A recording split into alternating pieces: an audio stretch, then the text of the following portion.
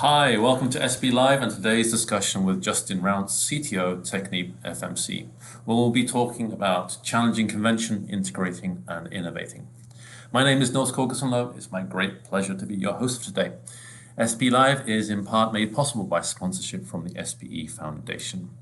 New to SBE Live, then check us out on social media, #SBE Live, or find us on sbe.org.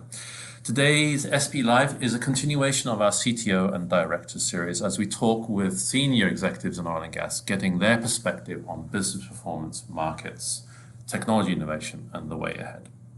Our discussion today follows hot on the heels of last week's virtual SBE Annual Technical Conference, ATCE. Getting there, so if you missed that, you can still register and watch all the content on demand. There's a lot of really good content there, so check that out, please. It's been a tough year for the world economy, as I'm sure you all know, especially for oil and gas, as energy demand is strongly down and on previous years.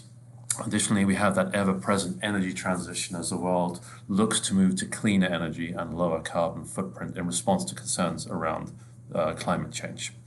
So what is oil and gas to do? Innovate with technology, challenge conventions, integrate services, operations, resources across the oil and gas sector, the traditional oil and gas sector, and then also now the new energy sectors. So TechnipFMC has taken this path and is transforming how it is doing business, as we will shortly hear. If you have comments and questions you want to share with us and ask about the energy market outlook, the role of oil and gas, especially from an EPC, engineering, procurement and construction perspective, please type in your questions now in the social media chat and we'll be following you as we go. If you have colleagues that want to join us on the show, please repost us, tag us, get your friends to join the show as we go. Now, it's my great pleasure to introduce our guest today, Justin Rounce, CTO for TechnipFMC. He is Executive Vice President and Chief Technology Officer. Prior to joining TechnipFMC, he spent 31 years at Schlumberger Limited in a succession of executive leadership positions, including Vice President of Software, Vice President Marketing and Technology for the Production Group, and Vice President Mergers and Acquisitions. He was also Vice President Marketing and Chief Technology Officer for Cameron International prior to the acquisition by Schlumberger. Justin, very warm welcome to SBE Live. Great to have you on the show. Thank you, Niels. Good to be here. Thank you. Very much looking forward to getting your perspectives on the oil and gas market, energy transition and business transformation and more. Just a quick reminder to our audience, fingers on buzzers and keyboards. Please share your questions with us. We'll be checking them as we go. Now, Justin, a robust quarter for TechnipFMC, solid year-on-year improvement despite market conditions, I would say. You've got strong operational performance across all three of your segments, Subsea, Technip Energies, and Surface Technologies. A nice, healthy-looking backlog and inbound orders. So, based on that, what is your perspective on the market outlook, COVID impact, and the change in the customer base and their changes in their portfolio strategies? Yeah, I mean, it was a good quarter, a lot of hard work by the women and men of TechnipFMC. So, looking forward, I think we expect the market to remain somewhat challenging. And, I think with everything that's happened, especially in the last few weeks with, second wave shutdowns in Europe, it's still not entirely clear how this will impact demand. As we know, demand is down, post the initial reductions when the first wave of COVID hit. We're back to about 10 million barrels per day down on demand. And so it's not obvious exactly what's going to happen with respect to the demand as a function of wave two. But the good news is that demand in Asia is actually it is really increasing. So that helps offset somewhat what we're seeing in Europe. So, and I think the other thing is, while a lot of people are very much focused on demand, we shouldn't really ignore the impact of both the oil price and the global pandemic on long-term supplies, and understanding how production can be restored when the demand eventually increases. So, I think. Like many companies and like many customers, we've been working very hard to try and smooth the bumps through this period. And we are very fortunate to have some tremendous relationships with customers that have allowed us to continue to operate. We've not had any projects cancel throughout this period. We've certainly had a few projects move to the right, and we've worked really hard with our customers and clients to make sure we can accommodate those changes. And we've actually had a few customers move projects forward, as some customers have moved their projects to the right.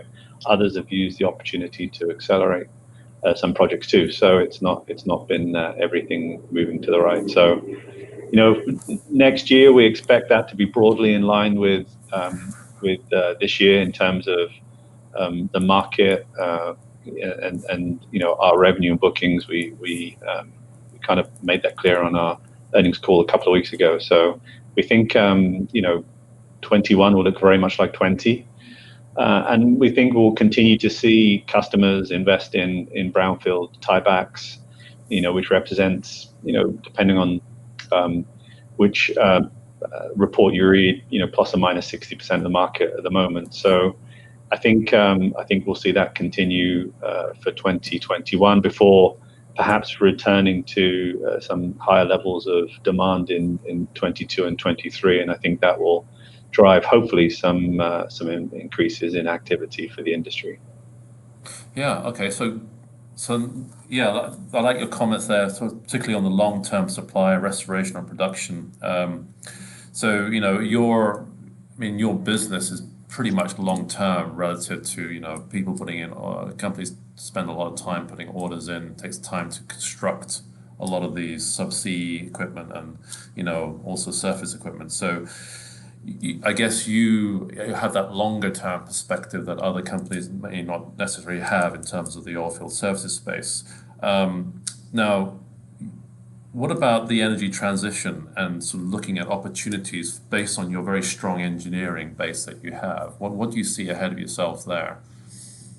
Yeah, you're right. In terms of the kind of cycle time for our business, actually, we have shorter cycle time businesses in our surface segment. Those tend to be shorter cycle, more book and turn type business or product driven business, although we do have some longer projects. Subsea is a longer cycle time, 2 to 3, 4 years. And then of course in our downstream business, it can be very long cycle time if you think about from the front end engineering to delivery of an LNG plant that can take 7 or even more years. So we do span all of the different I would say frequencies of business. So the energy transition is very interesting. It's certainly not new for us. We've been I would say leading in many aspects of energy transition across all lines of business, whether it be upstream or downstream. It's an interesting space because we kind of have this what we call the energy paradox. And the energy paradox is within our traditional business there is still a tremendous demand for kind of cost effective energy supply. And of course the challenge is how do we decarbonize that to make it more environmentally friendly? How do we reduce the greenhouse gas emissions?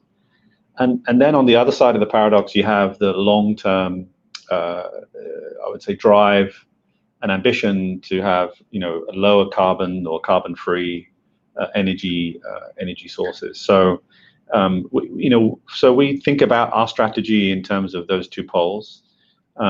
Within the upstream business, our traditional business, we're investing a lot in technology in order to reduce the overall carbon footprint.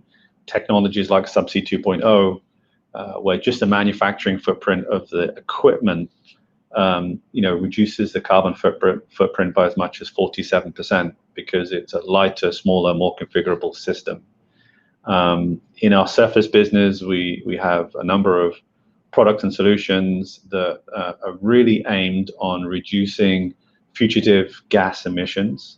Obviously, this is a very onshore, I would say, onshore focus for us. But what we're doing is taking, technology from subsea, where you have subsea separation systems, where you have no ability to have any fugitive emissions, and applying those technologies in surface. So providing much more of a kind of a closed loop system where you're not venting methane to the atmosphere.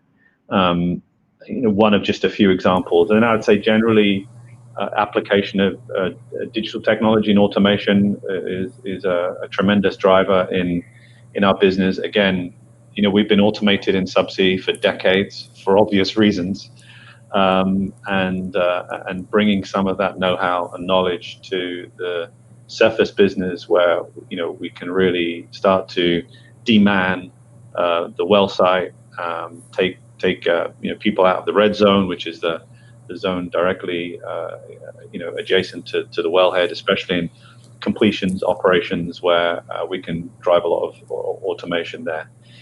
And then in our downstream business, obviously we're in refining petrochem, and obviously the leader in LNG, but we're also the leader in hydrogen as well. We have about 270 steam reforming plants around the world that were designed and built by TechnipFMC. People class that as grey hydrogen. I would say in more than 50 cases now, we're working with customers to implement technology that allows us to capture the carbon associated with those processes, converting that grey to blue hydrogen.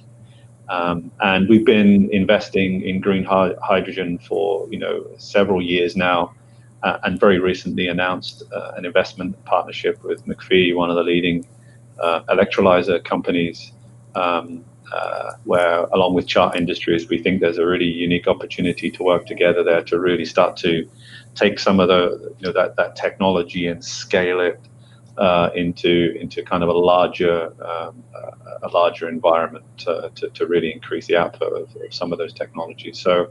So across the board, we're working on these areas, and subsea itself it's been a big focus area for us too. And our focus there is really around electrification of the field. This is something that's not new to the industry, but not something that's been widely adopted. I would say in the past we've electrified components of the field. We have thousands of components which are electrified, actuators, chokes, etc., which have been deployed for more than a decade now. But we really need to start to pivot now to say, well, what's really required to go with a full electric system, and all of the benefits that that brings in terms of being able to have longer distance tiebacks, reducing the surface footprint for things like hydraulic power units, etc. And can we bring some additional cost savings through use of renewable energy sources to power those fields? And we have a number of projects that are kind of walking down that path. Yeah, thanks, Justin. So, I mean, it sounds like, you're in a really good place in terms of being able to pivot and transfer technologies and know-how from one segment like subsea, as you're mentioning, to surface, and, looking at how you can sort of mitigate methane leakages, on the surface, particularly on onshore operations. And so you also talked about the hydrogen piece, where you're leaders in that, as well as LNG. So maybe if we can just sort of focus on one and then the other, because I want to visit with you both on both topics. Let's go back to subsea. So you guys have got a lot of really cool stuff coming up. I see you've got some contracts awarded to you from Guyana and Brazil. So, can you talk a little bit more about some of the automation pieces that you mentioned now in subsea technology? Where are sort of the opportunities and the gaps around that subsea piece? Yeah, I think if you look at, you mentioned two really interesting and important markets for us. And if you look at the subsea basins of the world, and those that have really proven to be economic through cycle, obviously Brazil, stands out, and Guyana is an emerging market that's going to be a significant subsea market for a long time now. And those markets, actually, believe it or not, even though they're fairly adjacent to each other, are quite different. So I would say, what we're starting to see is more and more customers pivot to, I would say, an engineer-to-order approach to subsea developments, to much more of deploying a standard. And it brings all sorts of benefits associated with proven technology, reduction of engineering requirements, and therefore a reduction of cost, shortening the lead times and reducing both commercial and technical risk. So we're seeing more and more customers adopt the 2.0 platform. It represents a growing number in our backlog. Well in advance of 40% of our backlog now is based upon 2.0 technology. And with that comes, I would say, a step change, both in terms of the physical hardware, but also things like control systems, where we have a new generation of control systems, allows more automation. It allows, you have to think about it more as being, I would say, digital out of the box. It's native digital. And with that, a lot more of embedded systems allow us to start to use AI and machine learning to try and predict the behavior of the equipment over a long period of time. And we also have other technologies in the field of robotics, obviously with the capability we have with Schilling Robotics.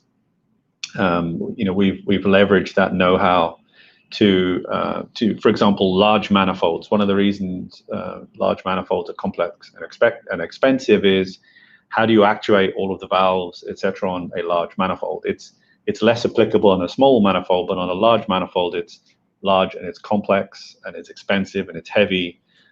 So we have deployed robotic arms to actuate valves in Brazil. We have a couple of projects where we've deployed that technology, and we see a number of projects going forward that have those attributes that really lend themselves well to resident subsea robotics. And we've always kind of considered subsea robotics in the realm of ROVs, and they're not resident, and they're really only on the bottom for a short period of time. Whereas to qualify resident robotics technology was quite an undertaking, and it's been I would say very successful so far. And I think we'll see a lot more of that type of technology being deployed in the future.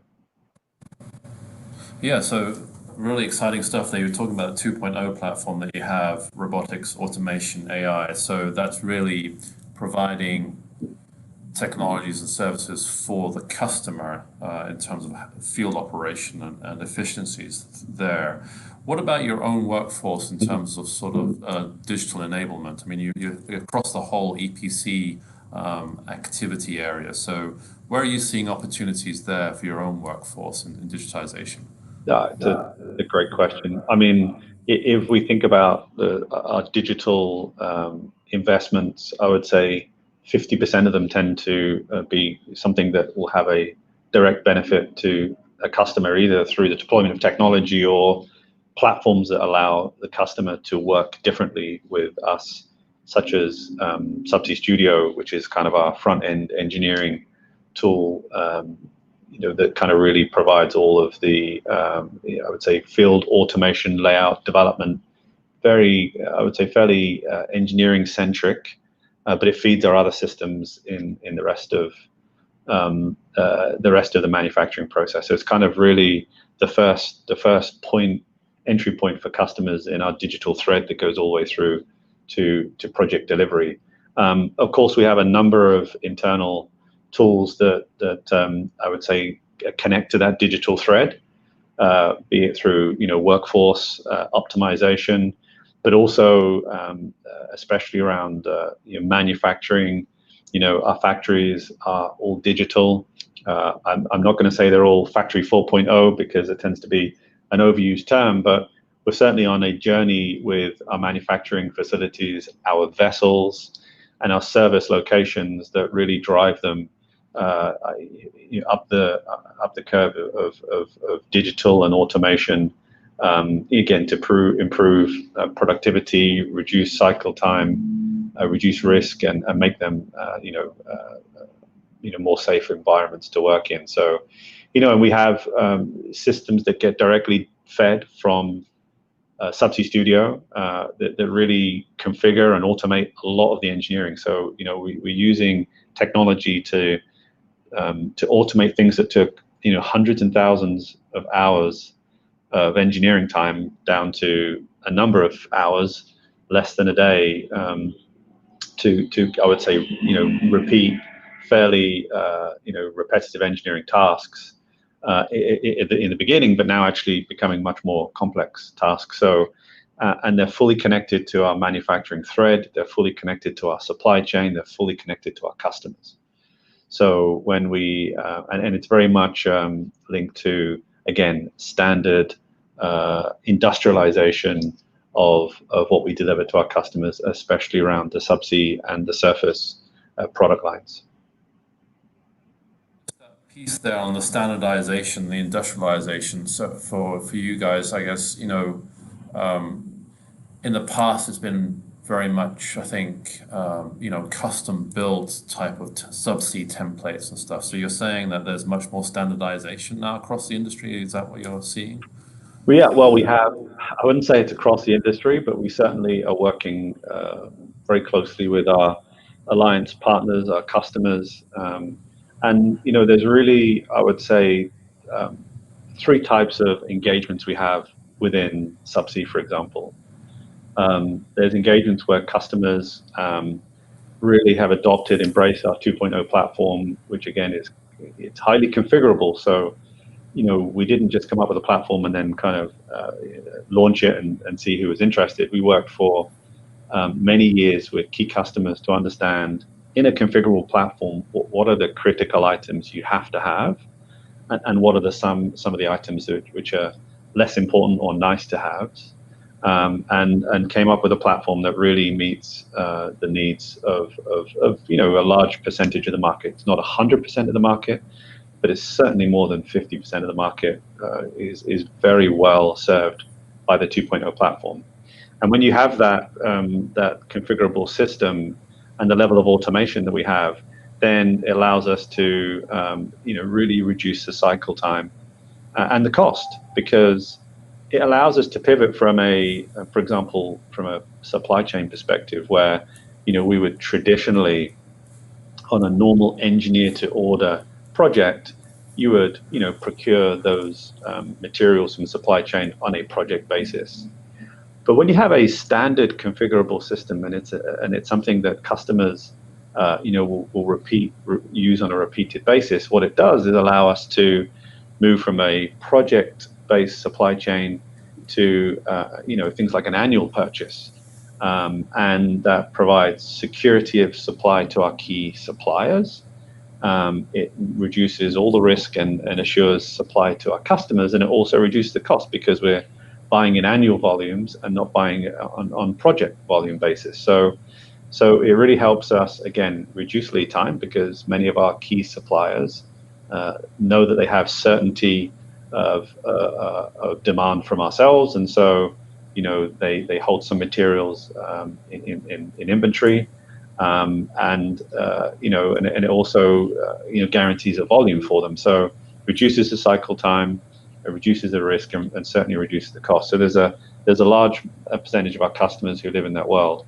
There are some customers who have specific requirements that may not be fully met by Subsea 2.0 today, and so we continue to work with them in a more traditional model where there is more upfront engineering for those specific needs, and therefore the supply chain. We try to do as much standardization around reusing components as possible, but recognizing there will always be some unique engineering needs, and we'll continue to work with those customers to try and standardize as much as possible, but provide them what they need specific to their project. And that takes a little bit longer. It tends to be, instead of a 12 to 15 month lead time, it tends to be 15 to 20 months in order to go through the necessary engineering, procure the materials, and deliver deliver those projects. So that's really encouraging to hear, the fact that you've been able to impact the supply chain as much as you have, from what you were saying, and improving security of supply, shortening the lead time significantly. So before we sort of turn to hydrogen, in just a second, oil and gas is often accused of being slow in the digital transformation. That's not your impression, right? Is that we've been quite fast in the way we've been able to work and improve our efficiencies? Well, we talked about this before, but I've been around in the industry for over 30 years now. It seems to have gone incredibly quickly, but listen, I think we're a conservative industry that is very thoughtful when it comes to deployment of new technology, because we all know the risk associated with failure is unacceptable. So, but I would say that the pace of change is accelerating, and I think part of that is driven by a need, and part of it is really driven by, I would say, evolution of technology, and technology being much more reliable out of the gate than perhaps it was 20 years ago, where we would do more field experimentation, and so I think technology is just a lot more robust, just because you can do all sorts of things, either in testing qualification, but also computer simulation. You can really look at failure modes and try and imagine what they can be, and computers can obviously look at many more failure modes in a short period of time than we were able to do 20 or 30 years ago. So yeah, we are a conservative industry, but I think we're also a tremendously innovative industry. We've had lots of challenges along the way as an industry, and we always bounce back with a vengeance, I would say. And I don't think now is any different. In fact, I think that we'll certainly do a tremendous job to recover from the current situation. And I think, again, there's a lot of technologies that have happened outside of our industry, a lot of developments that have happened, a lot of innovation that's happened, that is much more consumable nowadays in our industry than it used to be in the past. So 30 years ago, when I started as a field engineer, I looked at equipment that we had was all very bespoke, very unique to us. The computer technology was a lot more unique at that time in terms of the application. Nowadays we use pretty much off the shelf computing, and there's many other industries that are really pushing the envelope more than we do. So I think all of this kind of comes together in order to provide us with this ability to accelerate the pace of innovation in the industry in a way that wasn't possible in the past. So that's exciting for me. I'm not getting any younger, so hopefully I'll be around long enough to see a lot more innovation happen in the next 10 years. Yeah, absolutely. And I really like what you were saying there in terms of that we're a conservative industry, but the pace of change is accelerating, and we have that ability to innovate, both, and I mentioned within inside the industry, outside of the industry. So on that note there, in terms of innovation and the acceleration of innovation, the need for new technologies, talk to us about where you are in the hydrogen space. You mentioned it earlier, and sort of the gray, the blue hydrogen. So this is obviously a big interest to many within the energy transition. Where do we go next? So it'd be very interesting to hear your perspective from a traditional EPC perspective, and where do we go now, type of thing. Yeah, I mean, hydrogen is not new. It's been around a long time, and its uses have been fairly broad, I would say. And I think what's interesting about hydrogen now is really people's vision for hydrogen in terms of an energy carrying fuel, and all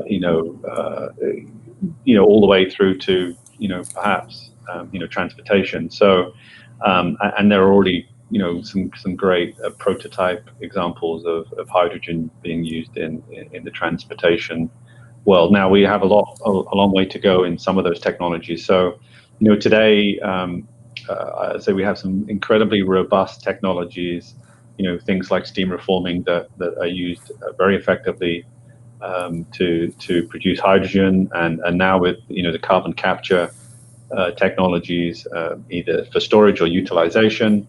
We're making that a much lower carbon footprint process. Obviously, there are, everybody wants to kind of leap to, use of green hydrogen, which is really using electrolyzers of some kind to produce. And we've been, this technology is somewhat understood if you look at fuel cells in terms of really being the opposite process of producing hydrogen, consumes hydrogen to generate electricity. So it's very similar in the sense that uses the concept and the principles are very similar, except that you're using electricity and water to produce hydrogen. So you're splitting the hydrogen and oxygen atoms to produce hydrogen.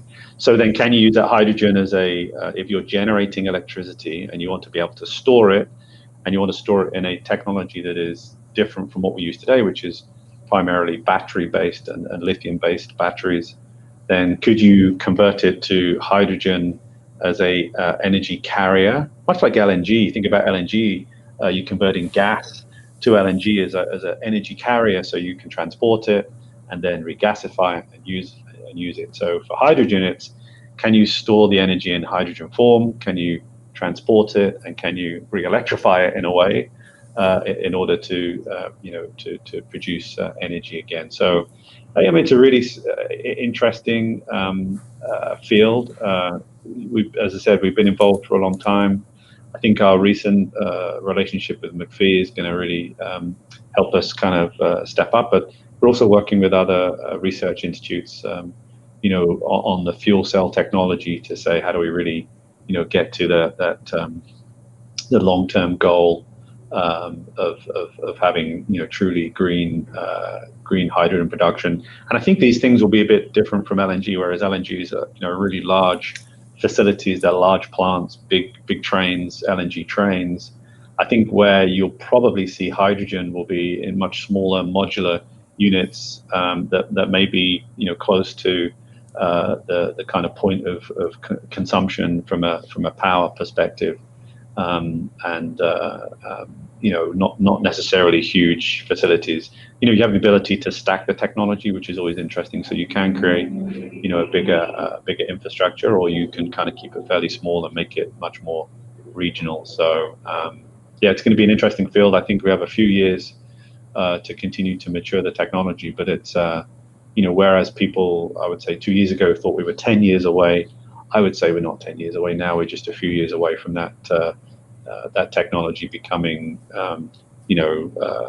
at the readiness level and a cost level that can really be impactful in the energy economy. So that's really exciting to hear. And do you think then that hydrogen may actually leapfrog, the reliance on solar and wind, for example? I mean, do you think it has that much promise in the future?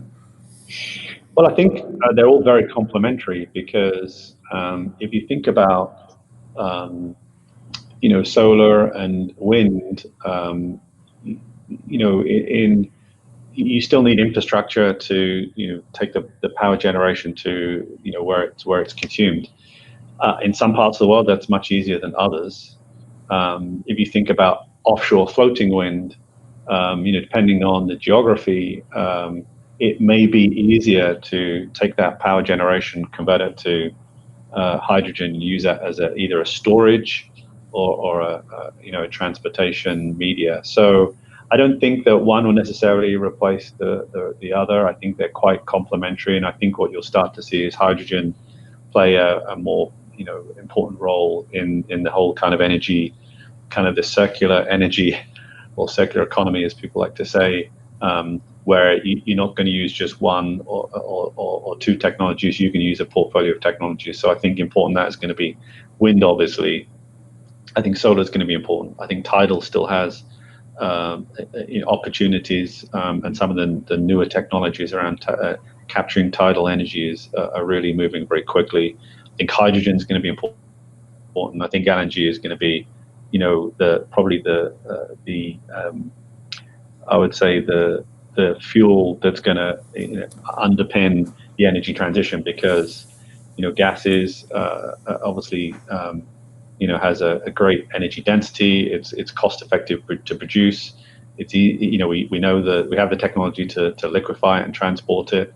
And with carbon capture technologies, we can work hard to decarbonize that whole process. So I think LNG will still, for the next 2 decades at least, be one of the primary, I would say, energy transition fuels. It will bridge where we are today with the technology that will exist in the future in 15 20 years, and really kind of underwrite those changes. Yeah, I think what you're saying there about LNG is echoed by many people. It's going to be what underpins that whole energy transition. Absolutely. And what you were saying about hydrogen, I think one of the really interesting opportunities maybe certainly for onshore production is, what do you do with all that produced water, right? So you're talking about converting hydrogen or using hydrogen as an energy carrier. So here in Texas, you have a grand opportunity to maybe do something sensible with all the produced water that you can't inject because there's just so much of it. So yeah, very exciting there. Maybe sort of just turning our attention a little bit to the far future, if that's something. We had a great question from Hack Minas on LinkedIn. Will hydrogen cell one day enable the development of stranded gas where the output of a field is hydrogen? Is there a possibility in the future to actually do carbon separation and produce hydrogen subsea, for example? So you actually are able to inject the carbon, and then just produce hydrogen. I think everything's possible, given enough time and enough smart people.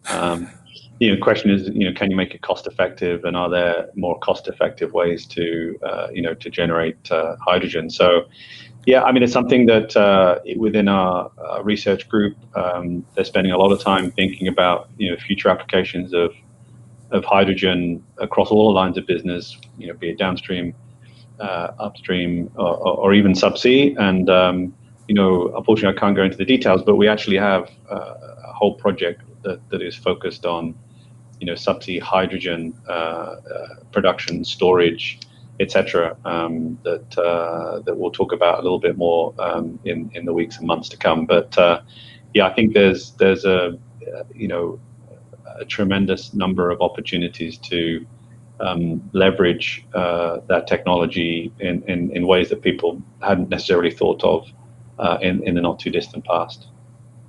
Yeah, absolutely. I think the future and what we're capable of as an industry is just so exciting, and just there's so much innovation still to come. Last question for you, Justin. So in your position as CTO, to me, you're sitting in this magnificent position. You have these 3 very complementary segments within TechnipFMC. What do you excites you most in your day-to-day job, being able to see technology transfer across segments? What do you sort of really gets you up in the morning and says, yeah, I really love this job?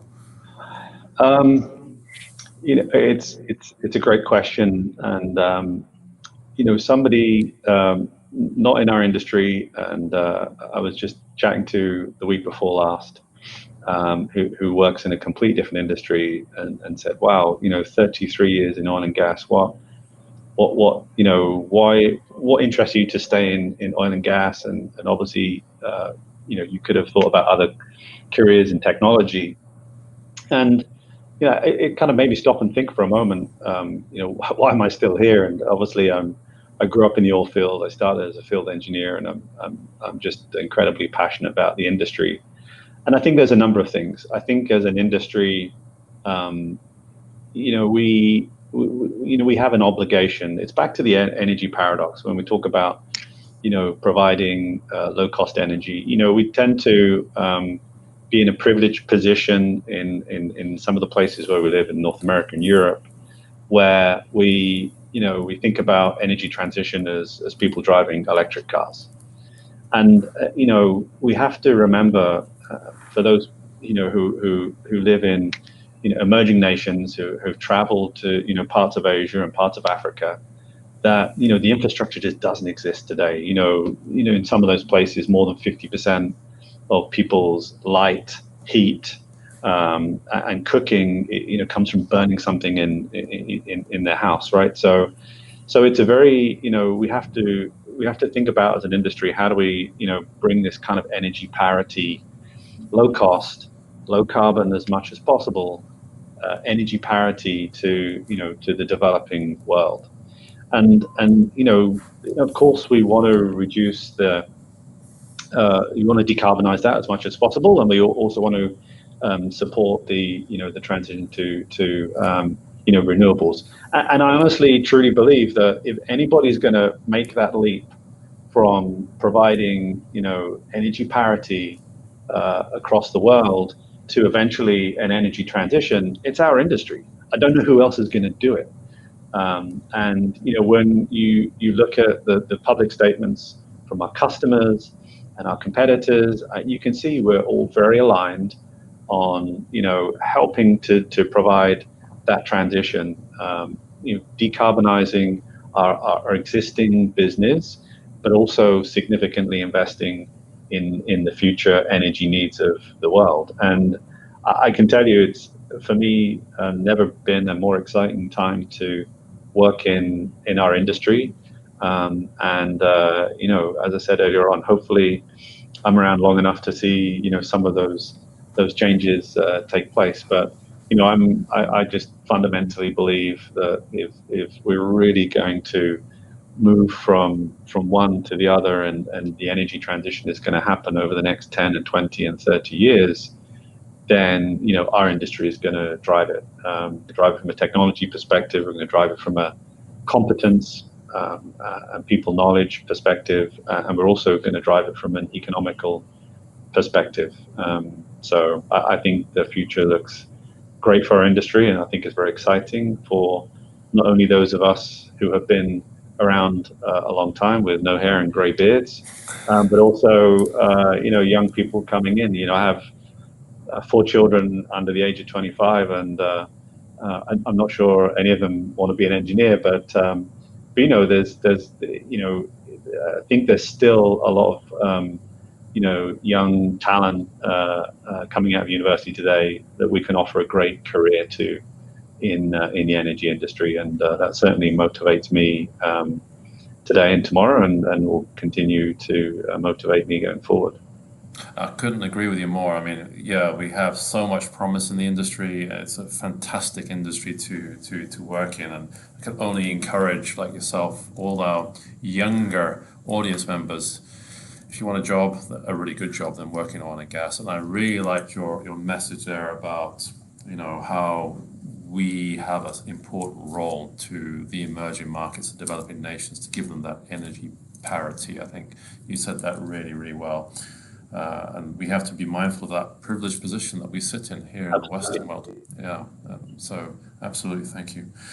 Thank you very much, Justin. Been great talking to you. Really great to get your viewpoint on perspective. We could carry it on a lot longer, I'm sure, but I appreciate the opportunity, and hopefully the conversation will continue. Absolutely. Well, thank you very much. Look forward to some more conversations with you in the future. So thank you. Thank you. Thank you. Have a great day. Thanks. You too. Thanks. Bye. Bye. Thank you to SP Foundation for sponsoring SPE Live. You've been making it very possible for us to do this. Thank you to all our audience. You've been great with all your comments and discussions on the side here, so thank you. Check us out. We have a packed SPE Live program this week, so please check it out on SPE, on LinkedIn or on SPE.org. Also next week, fun-packed SPE Live program, so a lot more to come. Stay with us. Please join us the rest of the week. We look forward to having you back. So thank you very much, audience, and thank you, Asha, for producing the show. Thank you all. Have a great day.